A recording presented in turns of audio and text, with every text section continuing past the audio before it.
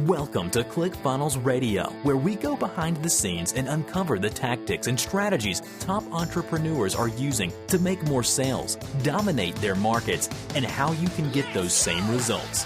Here's your host, Dave Woodward. I want to introduce you to Mr. On It, also known as Mr. Trey Lewellen. This guy's the guy who gets things done. I can tell you, I met Trey last year out at our Funnel Hacking Live event, and as he spoke from stage, I was so totally impressed with the guy who understands not only marketing, but the importance of tracking stats and testing like crazy. Again, Trey is a guy who, as you get to know Trey, one of the things you'll find out, he's a hugely successful guy in business, but also a very successful family man. Started off in electrical engineering and computer science, but is now running a multi-million-dollar physical products, internet business, and coaching program. And so welcome to the call, Trey. Glad to have you here, bud. Am I on Wikipedia now? See, that is awesome. Like, that was the best bio ever. I was that was sweet. So that's awesome. What up, man? It's good to be here. Good to be here. Good to talk to you. Good to, kind of reconnect here a little bit and rekindle. I love it.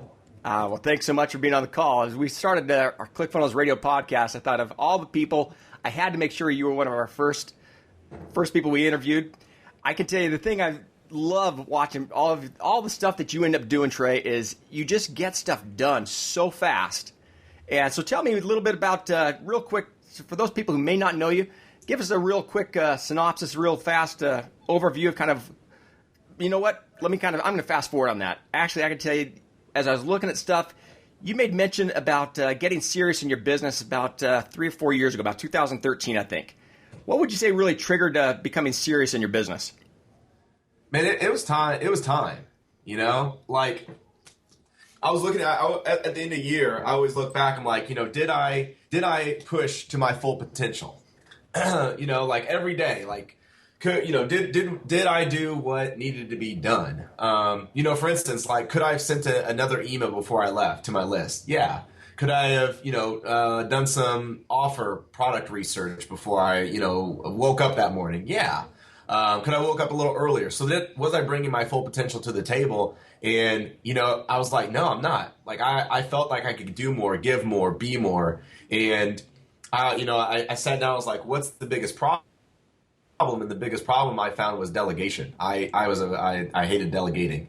And that was a big learning point for me back about 3 years ago is, that was an aha moment is I need to start delegating. I need to be okay, giving someone access to my little baby business, and that's the only way to grow. And so that's what that's the whole thing that I really started evaluating and looking at.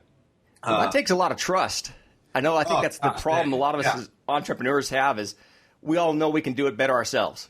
Tim Ferriss, he said it pretty well in his book, The 4-Hour Workweek. I think a lot of people know about that by now, but it was kind of new back then, and he made a good example of it. He's like, if you don't want to, give access to your business to, maybe a VA, then do something different. Have them go pick out clothes on, express.com or go have them, I don't know, balance your checkbook or something, something that you could build trust with them. Like a VA just can't be there physically, but everything else they can do virtually. And that's kind of where I started. I started with getfriday.com, and it's a big, company out in India that I worked with. They all have MBAs. And so I started giving them just minimal tasks that I really didn't care to do, which maybe was like, stats for the day. Like, hey, how did we do in sales? And at that time I was only, selling 10 products a day. So it really wasn't a big deal. But, it built trust. And I think that's what really helped me out to start building that big trust factor, and then being able to start looking at how do you scale, like how do you grow? And that was, yet another learning curve that was about to begin.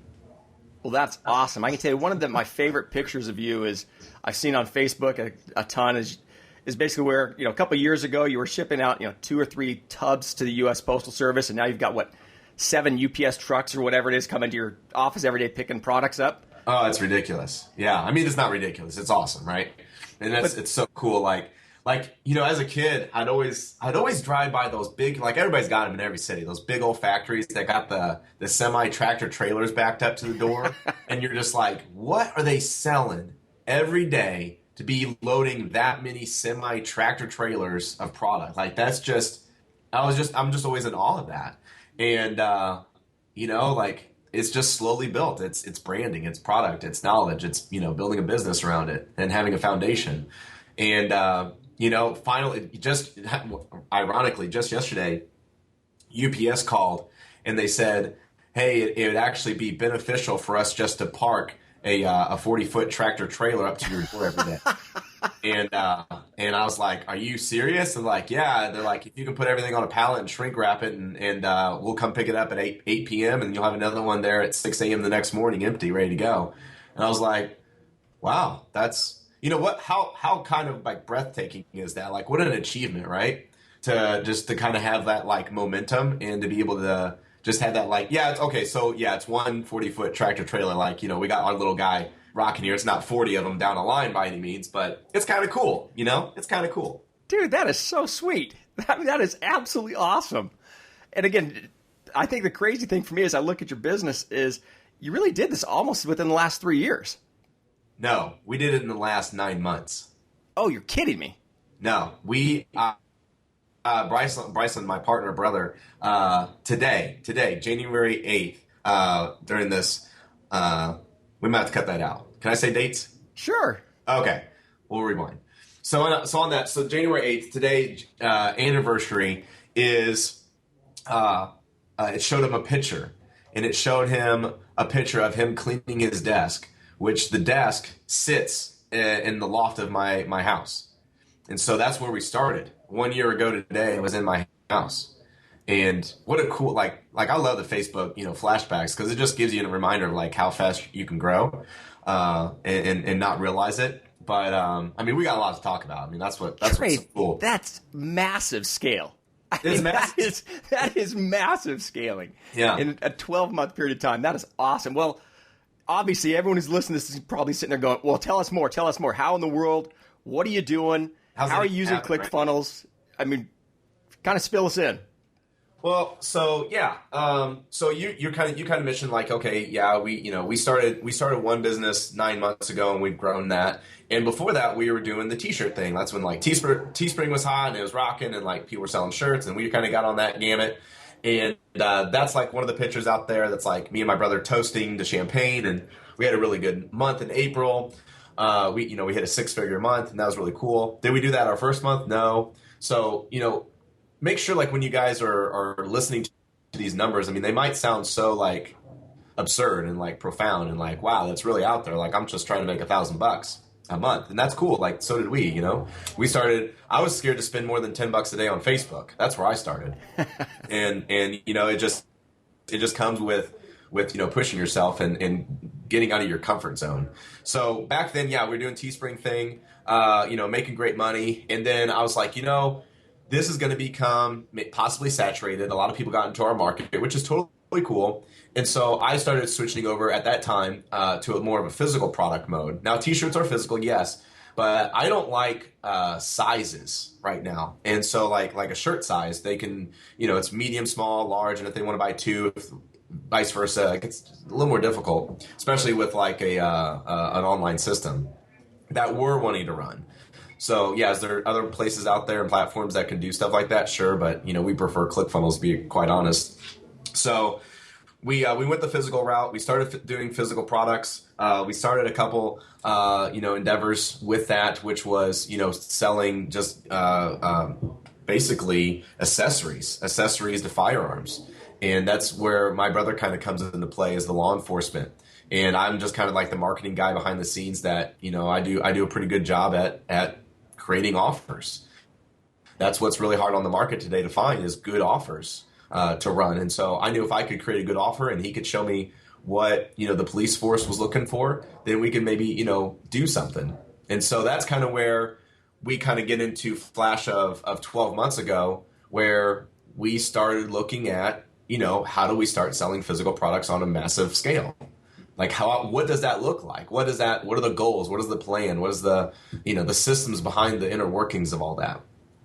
Does that make sense? Yeah, no, it totally does. I know as I was at our last Funnel Hacking Live event, you were talking about everything from, I think it was wolf oil, cleaning type of stuff and targets that you're using. But I think the key you said there, and I hope really everyone who's listening understands, is it's the importance of the offer up front. I know with us at ClickFunnels, we're always looking for different offers we can use to get people in. You always seem to get a saturation of your offer after a while, and so you have to always be testing and tweaking new offers. I think you've done an amazing job at creating different types of offers. If you don't mind, kind of explain to people some of the offers you're doing and how you're driving traffic. Oh, man. How do we drive traffic? Good question. So everywhere, right? Anywhere someone is where we're headed out to grab them. We start all of our stuff with Facebook. Facebook's the easiest to learn. I'd say the easiest to turn a quick buck, and make sure an offer is going to work. But there again, the audience is limited. Like when you start getting upwards of levels of 5,000 a day, 10,000 a day on Facebook, you need to start like looking at different traffic sources. And so we go out to a lot of places. We do things. We advertise on Google. We advertise on AOL, Yahoo, CNN, all the big websites. And then we'll move into doing drops. We'll go out and buy email list drops that are in our niche. We'll call up big warehouses, big industry, like people who would carry our products and might have a database and say, hey, do you guys sell your database? Do you sell your name? Do you rent them out? Not sell them. Do you rent them out? And some of them, yeah, some of them do, some of them don't. And we bid an offer and say, hey, we'd love to send an offer to your list and see how they like it, and we'll pay you X amount of dollars to do the drop. And so that that's another traffic source. We're looking at Amazon. We're looking at getting into big brands like Walmart and Target and Gander Mountain and all that kind of stuff. So it all starts with Facebook. It all started with $10 a day, and then we just scale from there. If the offer is producing, and then I guess one big thing is don't get caught up like when your offer starts to stop converting. A lot of people freak out, and this happens all the time. It's like you create a good funnel, like the funnel works. Don't go and change the funnel. The funnel is not broken, right? It's the front end. It's the material or the creative that you've pushed out to this audience. They're either blind to it, they've read it, or they're just not interested. So you need to come up with a new angle. Again, that's to one traffic source. So maybe you extinguished Facebook. Now let's go out to a different media source and try that. So I think that'd be one big point, Dave, is just to make sure that don't lose sight on the offer, because once you build a good offer, now it's just time to go grab traffic and build the cash. Love that. I think that's the main thing people have to understand is there's so much traffic out there. Once you get an offer that converts, you can keep using it in multiple areas. So I love that idea. So now you've got traffic coming into your site. I know as I've looked at some of the stuff you're doing, you have an amazing job at being able to understand your customer really well. I think one of the things I've heard you say multiple times is find out what it is they want to buy and then just sell them that stuff. And I think that I know it seems real simple, but I think a lot of us kind of lose sight of that. We're always trying to create something new or exciting or different. But as they're coming to your site, obviously, what types of things are you using in your funnels? You're going from basically kind of a tripwire or something on the front end. Where does it go from there? It really depends. It really depends on what type of funnel you're wanting to build. Like, what kind of company are you wanting to create?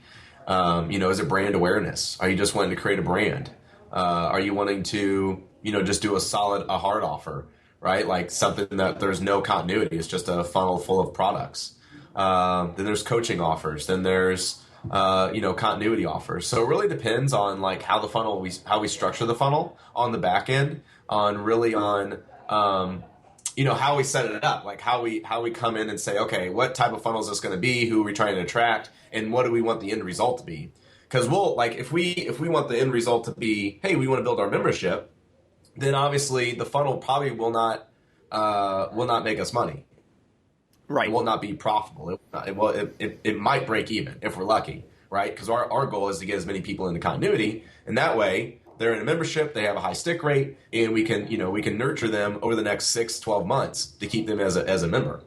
Now, if it's not that, if it's branding, then we're going to have higher structure products on the back.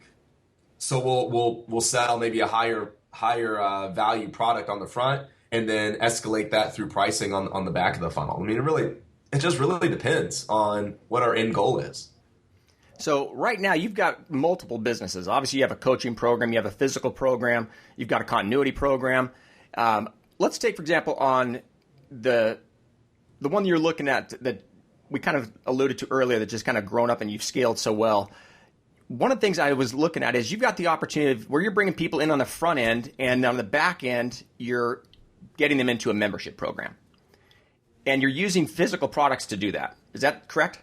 Yes. That's the easiest way. So explain to people how that's done, because most people, we run across a lot of the Amazon sellers and things, and they're just out there selling multiple physical products, but they're missing the whole idea as far as you now have this client, a customer. How can they then convert that person into a continuity or a membership type of a product? Yeah, I mean, if they're just selling on Amazon, I mean, I don't think that'll ever be possible because Amazon hates to even give out the data, the database, right? Right, but let's just say it's a physical product. If you've got a physical product, how do you most people think of a physical product and they never think of being able to monetize that like you have into a membership. We when we look at products, I take a little different look at it, and I think maybe that's why we've been, really successful with it. Is I don't want like a little trinket, like a little snow globe that I'm going to sell, that no one's ever going to use and be like, oh well, I think I purchased a snow globe one time. I'm wanting something that's like, wow, that's heavy, that's solid. Like when they feel it, they're like, wow, like this is quality. This is quality. And that's one big thing. So once you have that quality item, then it's time to say, okay, how do we create such a way with pictures, with videos, with creative that shows them, without having them be able to touch it, that it is quality. Hey, this is made of, I don't know, steel. It weighs over 5 pounds. When people hold it, this is what they say. So like, and then we want the same result when they receive it. Right? So like when they receive it, they're like, wow, like I'm proud to be an owner of one of this. So we look at, there's quite a bit of things that we look at. We look at, okay, one, we want quality. Two, it has to be a good price. So we'll search on made in China. We'll search on, Alibaba or AliExpress or, all those really good ones. And then we start negotiating, we just don't buy from AliExpress. I think a lot of people do that. They'll buy strictly from AliExpress versus talking to the people and saying, hey, here's kind of what I'm looking to do. I'll be right up front. Like I'm looking at 100 units. Maybe in a week or two I can grab 1,000 of them, depending on how it rolls out. But I think I can really sell your product. What's the price at 100? What's the price at 1,000? What's the price at 10,000? Just so you can kind of get an idea and work with your numbers and understand how the funnel is going to produce. And it's, that's what we do. So basically we look at it as, okay, how can we get an item such that's quality, but also create it to where the shipping and handling will cover the product costs. So if we get a product for, I don't know, maybe it's $4 or $5, and then we charge shipping, and shipping might be $2.95. So on the front, we'll charge, $7.95 for shipping and handling, which on our part covers for the shipping and it covers for the product itself, but we pitch it as it's free, right? Like, hey, this is a $20 item. Today we're giving it away for free. All you got to pay is shipping and handling, which is $7.95, and we'll get it out the door for you. Awesome. Well, now that you've got them, if a person's buying a physical product, what type of a membership are you putting them into? Well, it has to be congruent, right? Of course. Yeah. So I mean, if you have hockey players coming in, you don't want to sell them a fireman. Like they're like, why am I in a fire? Like, why am I learning how to bat fires? Like, it doesn't make any sense. You want to put them into something that they're going to be like, wow, this is crazy cool. Like, I'm really stoked to be in this thing. You have to make it, valuable. You have to give them a reason of why. Like, why do you want to do this? One thing that we found that's really simple is bringing them in for a trial dollar. And what we'll do is we'll give them another freebie of what they just purchased. and that works really well.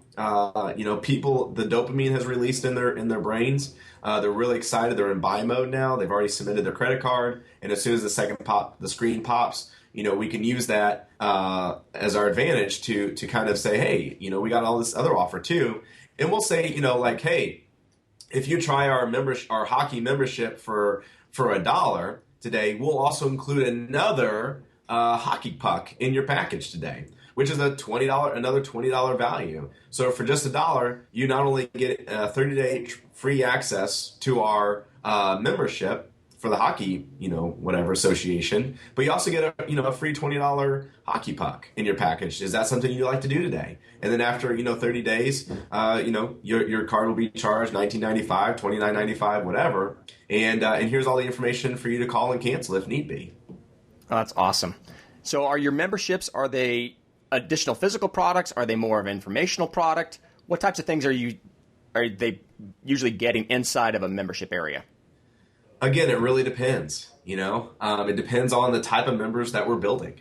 What is their purpose, right? Are they in it to, like, some of them just want to be in a place to hang out, and talk. I'll give you a great example is with all the stuff that's going on with the police force right now. Police are very slow to, comment on something, which is good, because you don't want to get banned or whatnot. So they like places right now or forums, private forums, to where they can go and just communicate in herds as, and communicate back and forth to relay their struggles, relay their concerns, relay, what's going on. And so for them, just being in a group together with similar, associates or colleagues is great, and they'll pay for that. Whereas maybe you have, someone who's into bow hunting and he wants to know how to get the best tips, where to find the best arrows, and can we provide that to them? Can we give them wholesale pricing as a member? Can we send them videos on how to shoot more accurately, how to increase how far they can shoot? So it really depends on your niche, and only you know your niche as well as anyone. The same thing with us. Like, we get in the particular properties that we're familiar with and that we feel that we can come in and dominate. I think that's awesome. I think, Trey, one of the things you've done a great job at, and that is always being able to go out and actually talk to and communicate with those members. I know it's fun for me to kind of look at some of the stuff that you've done, and I was looking at some of the stuff just most recently where you're not afraid to pick up the phone and actually call some of the people who are actually either buying or didn't complete an order, or to find out why didn't they complete it, or what are they looking for.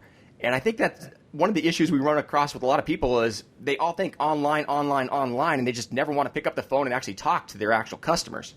So you've done a great job at doing that. Anything you could encourage people to do as far as different ways of communicating with their members? Oh my gosh, yeah. If you're not calling failed payments, you're crazy. Like, you don't love money. Like, you're in the wrong business, right? Like, you think you're going in the right direction, but if you're not even just like calling your failed payments, like, I don't care if it's just 3 fails a day or 2 fails a day or even 1 failed a day. I mean, that's insane. Because that's people who try to fat finger their credit card into the credit card form and press enter and it failed. They're like, well, I don't know. And then it shows up like in your accounts of, hey, this credit card failed. Do you want to do anything about it? And man, I would say I'll probably 90%, 99% of people probably don't even touch those fails, and just I would agree with you on that. That's probably. I don't know what they're scared of. It's an easy script. It's, hey, Mr. Dave, I was following up on an order you placed yesterday for a Wolf oil.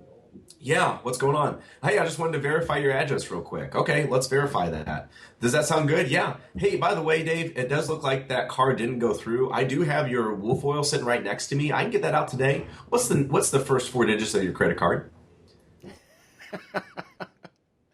Sounds like you've said that a couple of times. Right? It's smooth, right? Absolutely. I love that. I think, again, we have so many of the people we work with who are just thinking they're going to have this online business where they never, ever have to talk to anybody.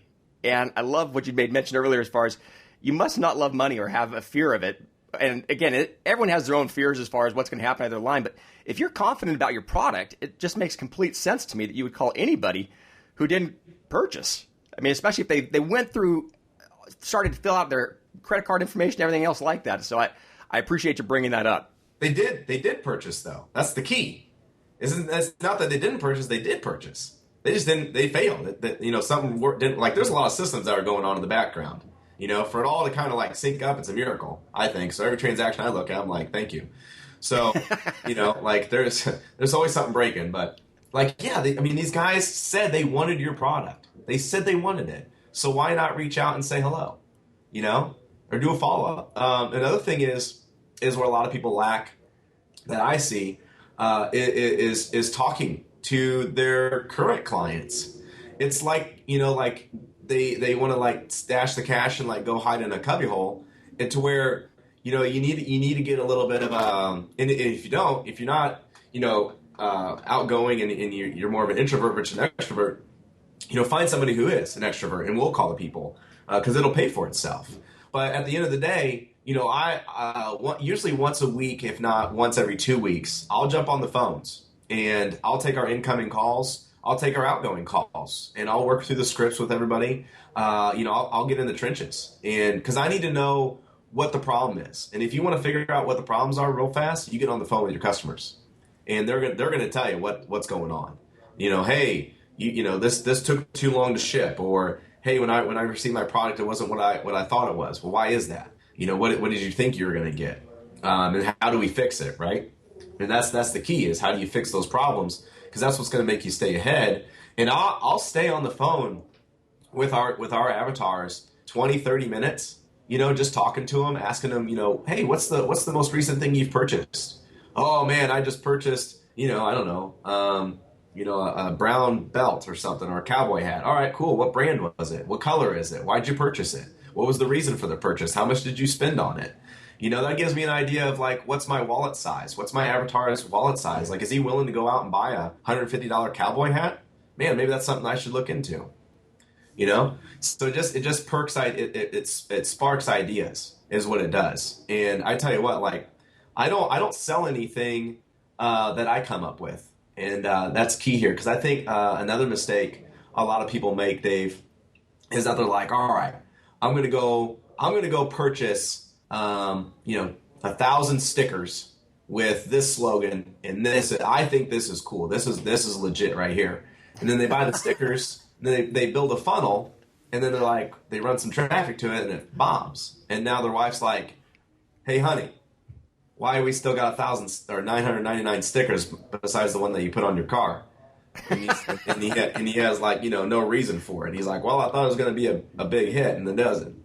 And that's what I found is, everything that I think's cool fails. It bombs. And so I stopped selling what I think's cool. I start selling what people buy. What they're already buying. Like, look at what they're already purchasing and go sell that. Like, why not? It just makes common sense to do that and get in front of the parades. So, that's one thing I'd say is make sure when you're starting, build the funnel first. ClickFunnels makes it super simple. Drag and drop is the name of the game, and pop something up, run some traffic to it, $10-$20. If it doesn't convert, all right, switch the headline, tinker with it a little bit, send another $10-$20, like get it perfected a little bit, and then order the stickers. Do a pre-sale. Hey guys, we're selling stickers, $10 a pop. Right now we're in pre-sale order where you can get them for $5. Yeah, we're going to be delayed 20 days. But you know what? You get them for half price. So if you'd like one, grab one. And then once it starts selling, you got 20 days to get the stickers in stock. I love that. No, I think that too many times people think they've got to figure it all out ahead of time. And you've always done a great job of basically testing it, and then at that point going ahead and fulfill it.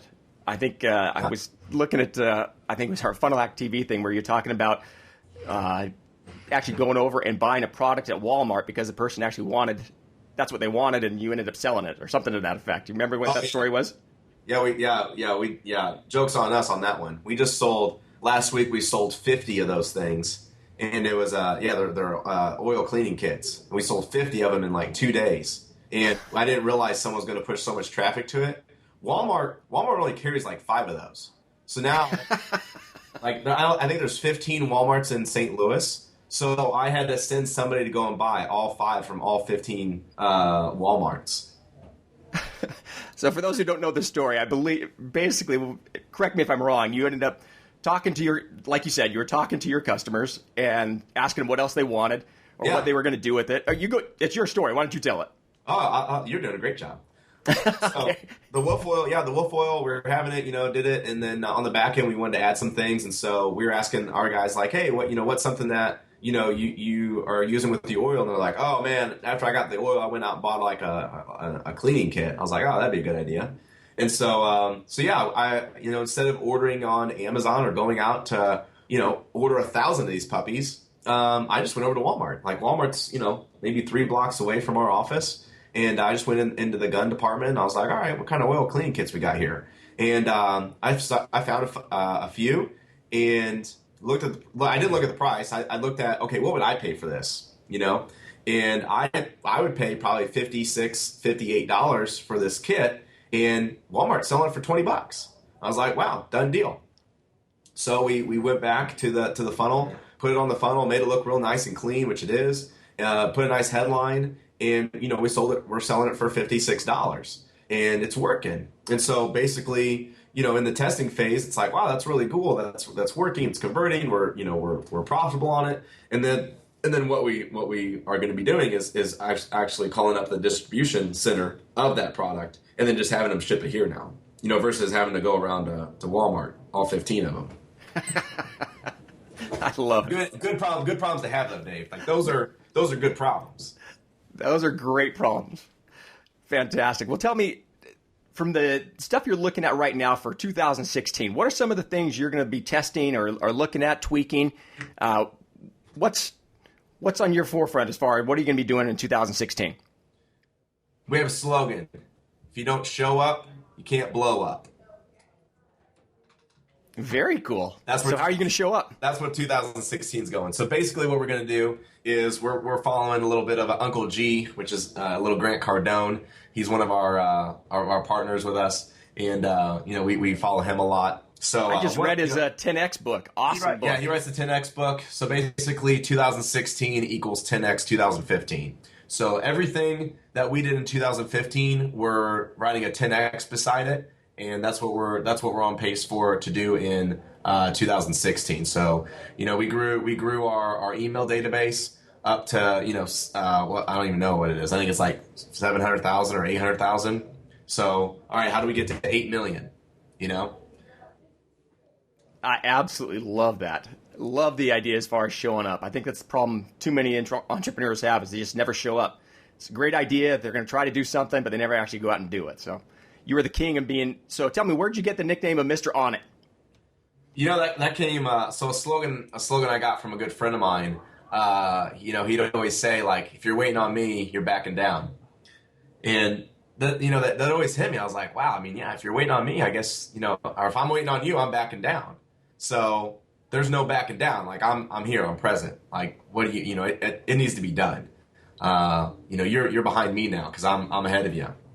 And that's what's so, relevant to the Mr. On It piece is, there's no time to wait. Like why are we twiddling our thumbs around? Like why are we creating roadblocks for ourselves? As you mentioned, like, I'm an engineer, in Rolla, when I went to Rolla engineering school for 4.5 years, the big thing that they teach you is they don't teach you like how to go out and be an engineer. They don't teach you like how to put a circuit board together. They teach you like little things, but the main thing that they teach is problem solving. That's what you learn from engineering school. You learn how to problem solve and how to do it really well. And I think that's been a really big part and key into all of the scaling that we've witnessed in 9-12 months. I mean, it's amazing, but there's so many hurdles, right, that we had to just bulldoze through. Could every one of those hurdles have stopped us? Absolutely. Could they have stopped anyone else? Yeah. But the thing is like, how do we not let this slow us down? And it's hurdles. There's always hurdles. It doesn't matter if you're starting at $10 a day or if you're doing, I don't know, $50,000 a day on Facebook.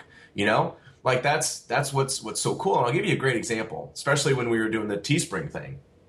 So back in April 2013, we've launched our biggest month. April, we're about to hit.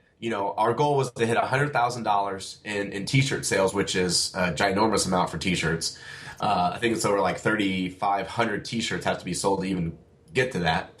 So one campaign, we're scaling it as fast as we can on Facebook.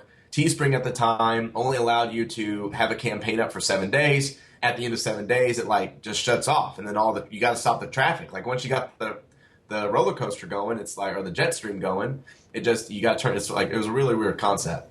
But anyways, day 3, day 4, day 5.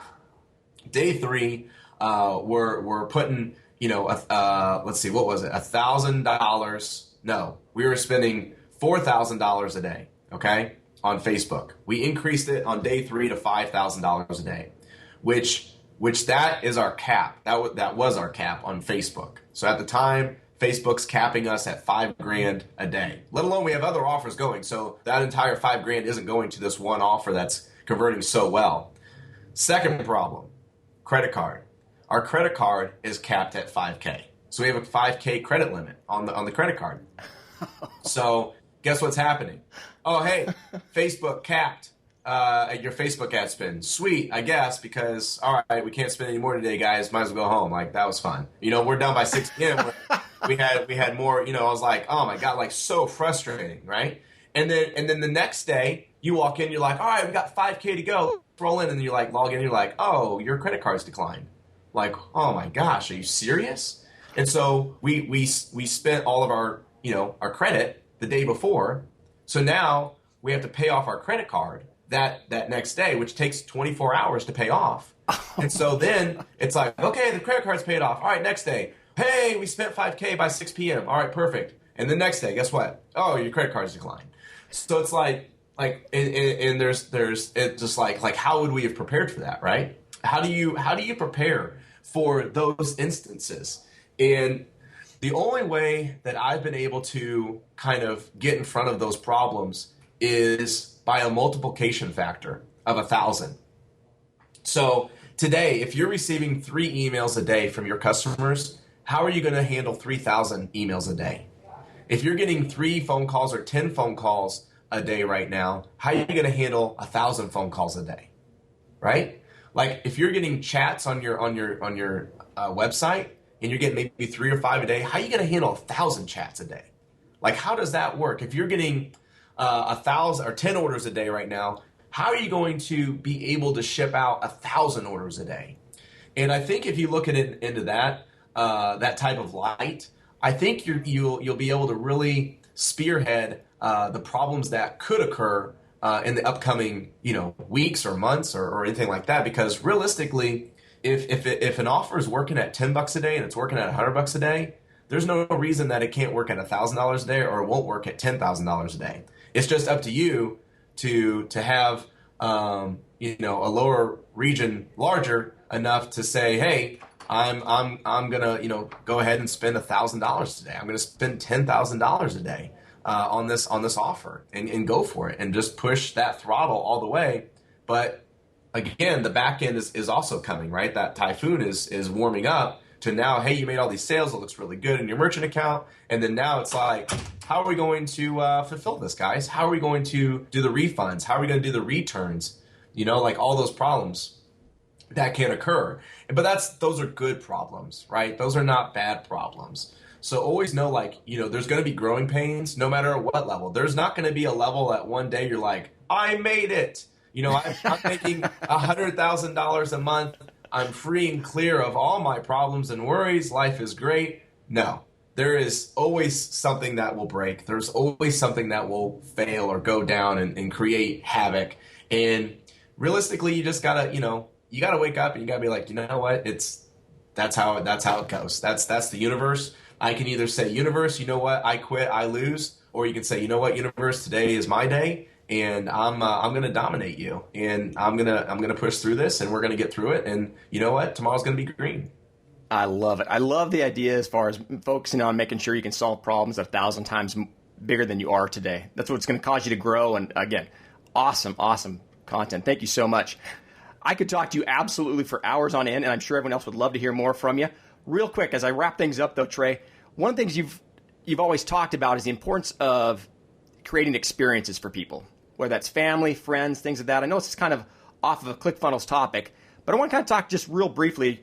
Tell me as far as what types of experiences do you like creating for people, and more importantly, why? That's a great question. And I want to clarify just a little more, but are you talking experiences for our customers, experiencing for our employees, or experiencing for ourselves? The things I've heard most recently had been some of the experiences for, family and friends, but I think it actually transcends all that you do. Everything as I look at all of your marketing, it's you create an experience for your customers as well as for your clients and for your employees as well as your family and friends, whether they're I've seen obviously all the pictures of you and your jet and all that kind of stuff flying around, and those are great experiences, but explain or kind of help people understand why the experiences are so important. And that's a good point. Two topics, really come to mind when you talk about that. One is money's cool and money's great and money will do a lot of things for you. But you have to figure out, what are you going to do with it? Okay, you got $1 million sitting in your account. You got $100,000 sitting in your account. What are you going to do with it? What's the plan? A lot of people get focused on just trying to make $1,000, and you need to have something in your back mind that says, because it's going to happen. If you're going to do this, it's going to happen. So you need to have a plan of, when I get $100K, this is what I'm going to do with it, and do that. Make sure you do that. But along the journey, I think is more important, and this is the first piece, which is you need to reward yourself. So important. And, a lot of people are like, oh, reward myself. Okay, go out and buy a car? No. Let's say you make your first sale. Your first transaction comes in. Someone actually purchased what you thought would work. Go out and take your family to Dairy Queen. Go get some ice cream. It might cost you $5 or $10. And just go do that and create that experience with your family. But also take time to relay of why you're doing that. Why are you guys at Dairy Queen tonight? Hey, Dave, I wanted to bring you to Dairy Queen tonight because we made our first sale together. How cool is that, man? And I just want to say thanks for all you've done. You've been an amazing partner. And it starts with one, right? And our next goal is 10, and our next goal is 100. And after that, let's do 1,000, man. And instead of toasting ice cream cones, we should be toasting champagne next time. And you know what? You do that. Come 100 sales, go grab a bottle of champagne. Come 1,000 sales, what happens there? Do you go take a limo downtown and treat yourself to a nice dinner? Possibly. So what I look at it, which kind of fades into rule number 2, is you're creating memories. You're purchasing memories. That's what money allows. It allows you to purchase memories. And I really hold that true because, I've been fortunate to do a lot in the last 12 months, 2 years. We've been to Maui 3 times now, either 2 or 3 times in the last 2 years. We've been all over, California, Texas, done a lot of traveling, been down to, beach coast lines and, got to, take a private jet out. How cool is that? You get to have those cool experiences and buy those memories. But, the other thing is, you got to make sure that, that's a percentage of it, right? Because if you go out and buy a new car and you go out and buy the house that you've always wanted, that isn't going to make you more money, right? You're not doing yourself any justice. So you need to have a plan. You need to have something in the back that's working for you. That there's 3 pieces. A good friend of mine, Sean Lynham, he is just a rock star. And, one thing that he's always taught me is 3 principles. You make the money, and then what? You got to grow it and then protect it. Love that. Right? Make it. Absolutely. And the funny part, Dave, is the first one is the easiest. That's the part most people struggle the most with mentally. That's right. So how do you make it, which is funnels? Then how do you grow it, right? How do you grow that? right? Is it real estate investment? Are you, a stock person? Are you doing steps? Are you doing 401ks? Like, what is it? Are you going out and buying franchises? Like, how are you growing it? And then third is protecting it. There's a lot of people out there that would love to have some of that money. Yeah, no kidding. Well, Trey, thank you so much for everything. I look forward to, I'm sure we'll have you on again real soon, but anything you want to tell people before we wrap things up real quick? I do. There's a big piece here, and I appreciate you guys staying on the line with us because this has been awesome. But I want to tell you a story real quick of maybe why, I might be on this podcast and you could possibly be the next. And the reason is seriously because of ClickFunnels. Like we and Russell Brunson and his team, like we would not be where we are today if ClickFunnels hadn't come in to our life at seriously the right time. Like it was amazing. We were doing the t-shirt thing. It was going great. Teespring keeps all your database. It keeps all. It's just like Amazon, right? So it's a horde of people, of buyers. Like you have to have those buyers. We still to this day have 60,000 buyers sitting in a Teespring database that we can't touch, and that was a year's worth of building that I still to this day can't touch, and it's hard. And so that's when the idea was like, okay, how do we start building our own database? How do we get our own buyers? And we reached out to a web developer. Over the next 2 months, I think we paid him at that time like $3,500 to $4,000 to make us a website that could do t-shirt sales, right? And we're really excited. We actually started downgrading our t-shirt sales because we were ready to ramp up this website. And then, boom, right? We launch this new website and it crashes. It crashes. Like it's crashing, crash. Like nothing's going through. Its transactions are like the whole thing is awful. So it really put us in a pivotal piece because it's like, all right, do we go back to Teespring and start loading buyers into that database that we can't control, or do we find something else? And ClickFunnels came along. That's someone referenced ClickFunnels to us. It was Kim Doyle, awesome lady. She's a WordPress chick, and for some reason we were messaging that night, and she's like, hey, I was telling her about this problem, this issue, and she's like, have you heard of this thing called ClickFunnels? I was like, no, what's that? And she's like, go watch this video. And it was, probably one of the first videos Russell put out, and he's just kind of mousing around and like showing how easy it was. And I was like, oh my gosh, this is a godsend. So immediately that night I bought ClickFunnels, paid for it, and over the next 4 hours, I built an opt-in page, an order page, and a thank you page. So pretty simple. And the next day, Dave, I think we launched Facebook ads, and I can't remember, it's been a while now, but I think we brought in like $100 to $1,000 with ClickFunnels that next day. That's awesome. Like it just worked. Like it was so beautiful and it was so miraculous. I'm like, oh my gosh, like I couldn't believe what was at my fingertips. So over the next month, I built 12 more funnels because I was so excited about it. Now were the most pretty looking funnels? Did they all have the tweaks? No. But, like it was just so simple now. And with ClickFunnels, and that's what's so keen. And to this day, we, on our boards is how do we build 4 funnels a month? That's our goal. Cause we want 48 funnels a year, new and produced, that we can launch to our traffic and keep it fresh and just, really good products, to launch out to our avatars and through our properties and things like that. But like we run millions of visitors through our ClickFunnels account, and it's absolutely phenomenal of like how it hasn't broke, how it just is fluent, it works.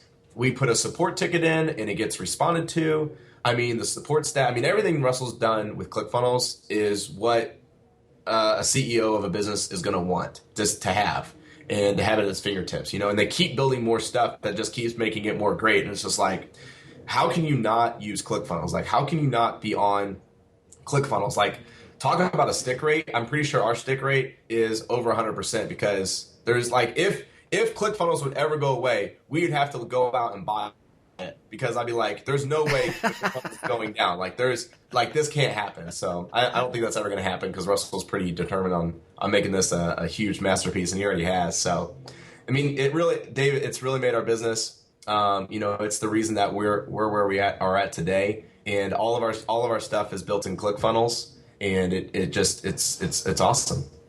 Oh, we'll love it, Trey. Trey, thank you so much. If people wanted to get a hold of you, what's the best way of reaching out to you? Shoot, Facebook. Just, grab me on Facebook, look for the guy with spiky hair, and, send us a private message. We have a Facebook page, and we have a profile. And so, yeah, just reach out, say, hey, just give us a shout out. Be like, hey, just heard your podcast with Dave. We'd love to talk. Love it. Well, Trey, thank you so very much. I appreciate all your time, your effort, and all that you've done with ClickFunnels. Thank you so much, and we look forward to connecting with you real soon again. See ya.